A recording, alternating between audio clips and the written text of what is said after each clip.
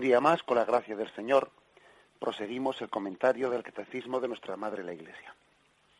Estábamos subrayando pues el hecho de que el hombre nada es sin la gracia de Dios, que somos como la vid que necesita estar unida totalmente al sarmiento, ¿no?, para recibir de él la savia y para poder así dar fruto. Desde esa imagen de Jesús en el Evangelio, desde esa imagen que nos da el Catecismo, y para contraponerla, ¿no?, con lo que es un poco la mentalidad de nuestros días, quisiera compartir con vosotros pues una de esas reflexiones que andan ahí un poco navegando pues por internet, ¿no?, en esas presentaciones de PowerPoint que a veces se nos envían, que se nos dan pensamientos atrayentes, pensamientos espirituales, con pequeñas moralejas, etcétera, pero que yo creo que es bueno que nos demos cuenta de que esa mentalidad, incluso cuando se presenta con cierta espiritualidad de nuestro día, etcétera, hay veces que no es plenamente cristiana, que no es compatible con esta imagen del cristianismo que habla de la necesidad de la gracia, etcétera. Leo esta imagen y quisiera que suscitar un poco la capacidad crítica frente a ello. Dice uno estos mensajes, ¿no?, que posiblemente más de uno de los oyentes hayan recibido. Dice: pedía fuerza y Dios me dio dificultades para hacerme fuerte. Pedí sabiduría y Dios me dio problemas para resolver. Pedí prosperidad y Dios me dio cerebro y músculos para trabajar. Pedí valor y Dios me dio obstáculos para superar. Pedí amor y Dios me dio personas con problemas a las cuales ayudar. Pedí favores y Dios me dio oportunidades.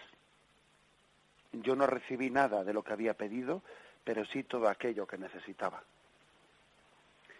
Bueno, pues sin negar la buena voluntad de los autores, por ejemplo, de estos pensamientos, es necesario discernirlos. No cabe duda de que Dios se sirve, pues en innumerables ocasiones se sirve de las causas segundas para darnos su gracia. Dios dirige los hilos de la historia de tal modo que incluso en aquellos acontecimientos que nos pueden parecer casualidades, Dios nos está dando su gracia. Aquellas dificultades y contrariedades, circunstancias aparentemente casuales y sin sentido, en realidad son ocasiones por las que Dios sale a nuestro encuentro, ¿no? Eso es verdad. Y también es cierto que tendría razón la moraleja de este mensaje que hemos analizado, pues diciendo que la acción creadora de Dios no solamente consiste en dar el pez, sino también en dar la caña para pescar el pez, ¿eh? O sea, no solo en hacer, sino en hacer, ¿eh? Eso es verdad. La intervención de Dios no ahorra el esfuerzo humano, sino que Dios hace que el hombre crezca con esas cualidades que ha puesto en nosotros. Lo que dijo en el Génesis: creced, dominad la tierra. El hombre se realiza desarrollando las capacidades que Dios ha puesto en él. O sea, tenemos que desarrollar las potencialidades que Dios ha puesto en nuestro interior. Bien, pero dicho esto, si redujésemos la acción de Dios únicamente a esto, nos quedaríamos muy cortos. Dios no se limita a ponernos dificultades para que crezcamos ante ellas, como parece desprenderse, ¿no?, de esas frases. Ese pensamiento, ese planteamiento parece ignorar lo que hemos dicho antes, ¿no?, que existen huellas que el pecado ha dejado en nosotros y que nos dificultan obrar el bien. La gracia de Dios nos está sosteniendo constantemente en nuestro obrar. El obrar bien sería para nosotros imposible si no fuésemos sostenidos por la gracia de Dios. Dicho de otra forma, expresiones como dice esos pensamientos, ¿no?, que os he dicho que están transmitidos por internet, expresiones como pedí amor y Dios me dio personas con problemas a los que ayudar, bueno, pues es una expresión que chirría a la espiritualidad católica, porque nosotros en Jesucristo no solamente tenemos el mandamiento del amor, sino que también tenemos la gracia para poder amar. Cristo no solamente me dice, ama a ese, sino que me da la gracia para poder hacerlo. Cristo no solo es un mandamiento, sino que es un don un don para poder llevar a efecto. Sin la gracia de Cristo el hombre no es capaz de amar incondicionalmente y sobre todas las cosas. Podrá amar algo según su carne, ¿no? Puede tener un amor carnal, pero amar sobre todas las cosas e incondicionalmente, eso únicamente podrá ser con la gracia de Cristo. En definitiva, ¿no? O sea, pues hay que subrayar mucho esa imagen de que la vid está unida, los sarmientos están unidos a la vid, sin él no podemos hacer nada. Y este ejemplo que os he puesto, ¿no? Estas frases, pues únicamente dan una parte, reflejan una parte de la verdad, pero no reflejan la verdad absoluta. La gracia de Dios no solo consiste en que Dios creó unas cualidades en el hombre, unas capacidades remotas, sino que suscita con su gracia actual, el que podamos desarrollar esas capacidades. Eso que dice aquí, pedí fuerza y Dios me dio dificultades para hacerme fuerte. Hombre, Dios no solo me da dificultades para hacerme fuerte, sino que me da fuerza para poder superar las dificultades, que es distinto. O cuando dice, ¿no? Pedí sabiduría y Dios me dio problemas para resolver. Hombre, Dios no solo me da problemas para resolver, sino que me da el don del Espíritu Santo, el don de sabiduría, el don de entendimiento.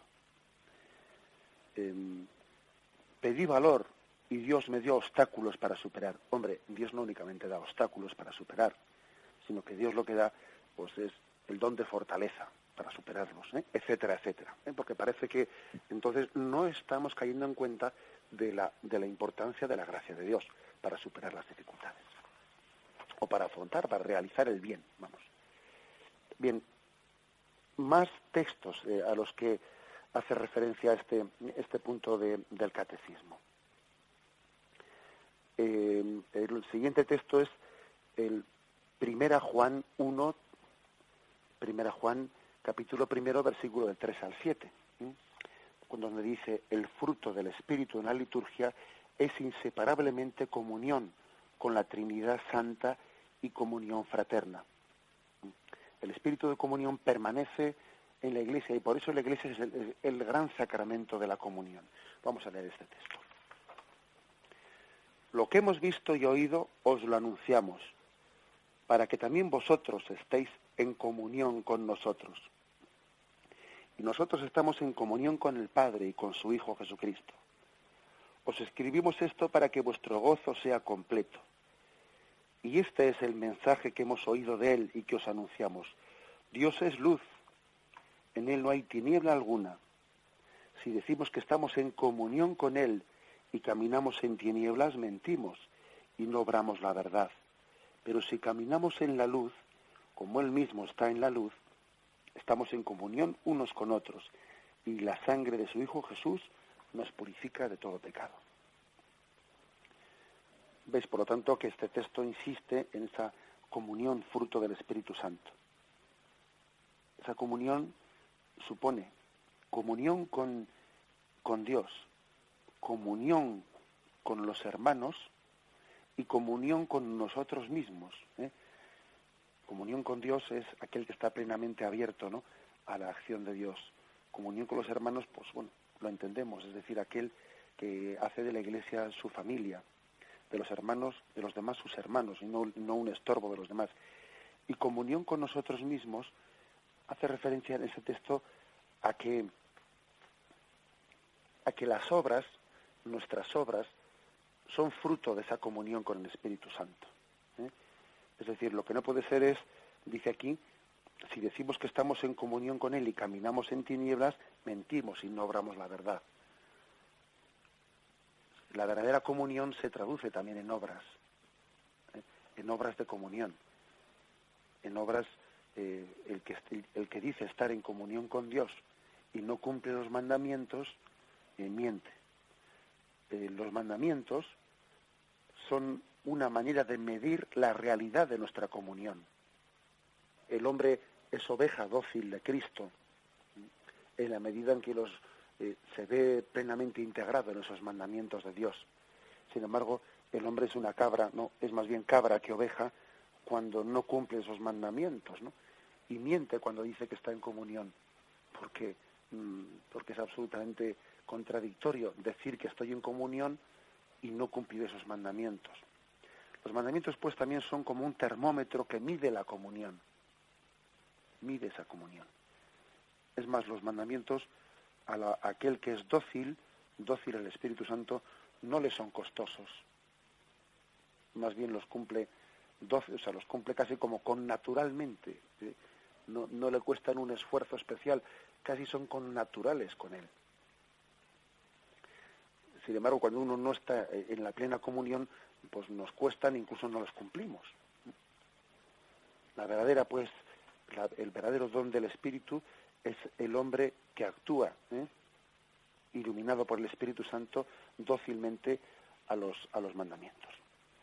Bien, pero nos falta un punto más del catecismo, el 1109. La epíclesis es también oración por el pleno efecto de la comunión de la asamblea con el misterio de Cristo. Vamos, por si acaso algún oyente no escuchó el programa anterior que hablaba de la epíclesis y quizás le pueda sonar esta palabra pues un poco rara, recuerdo brevemente que la palabra epíclesis es una de las partes de la liturgia en la que cuando el sacerdote en la Santa Misa extiende sus manos y pide al Padre que envíe el Espíritu Santo, y entonces pone las manos extendidas encima de las ofrendas. Las ha puesto primeramente pues dirigidas a lo alto y ahora las extiende y con ellas está poniéndolas encima de las ofrendas del pan y el vino, pidiendo que el Padre envíe el Espíritu Santo para transformar el pan y el vino en el cuerpo y sangre de Jesús. Bien, a eso se le llama la epíclesis.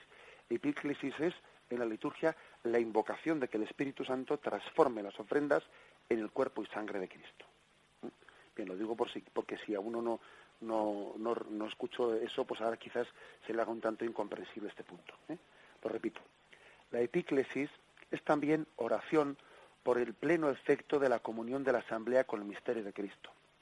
La gracia de nuestro Señor Jesucristo, el amor de Dios y la comunión del Espíritu Santo deben permanecer siempre con nosotros y dar frutos más allá de la celebración eucarística.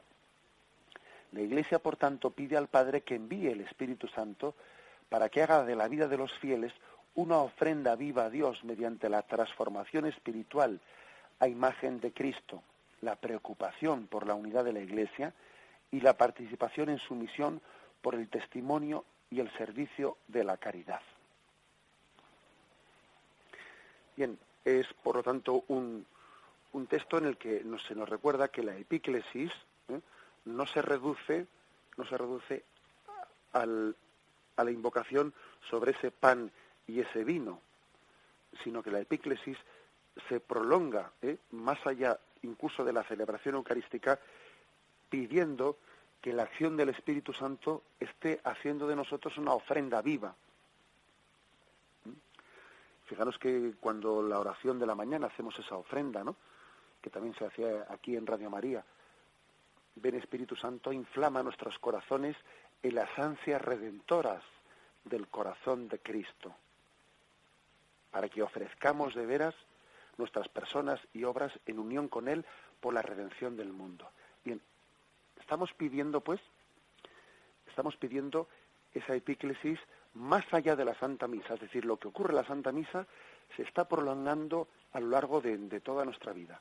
Ven Espíritu Santo, inflama nuestros corazones en las ansias redentoras del corazón de Cristo para que ofrezcamos de veras nuestras personas y obras en unión con Él por la redención del mundo. La epíclesis está pues suscitando en nosotros una ofrenda junto con Cristo al Padre, hacer de toda nuestra vida una ofrenda. El Espíritu Santo nos da a Cristo y nosotros, y también suscita una ofrenda de nuestra vida junto con Cristo. Esta es la maravilla de la liturgia.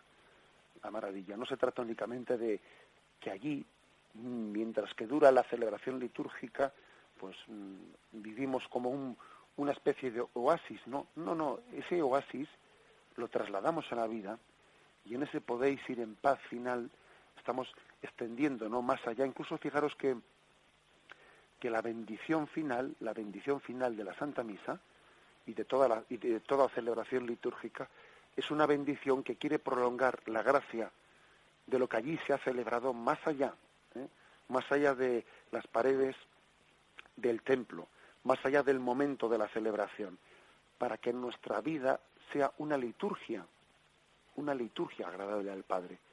Al final, el ideal de la liturgia es casi confundir celebración litúrgica con vida. Bueno, no confundir, sino trasladar, impregnar, empapar, como os decía, pues haciendo de ese ofrecimiento de la mañana pues una especie de unión entre la Santa Misa, el ofrecimiento de la Santa Misa, del ofrecimiento de nuestra vida. Hacemos con la bendición de Dios Todopoderoso, Padre, Hijo y Espíritu Santo, descienda sobre vosotros. Alabado sea Jesucristo.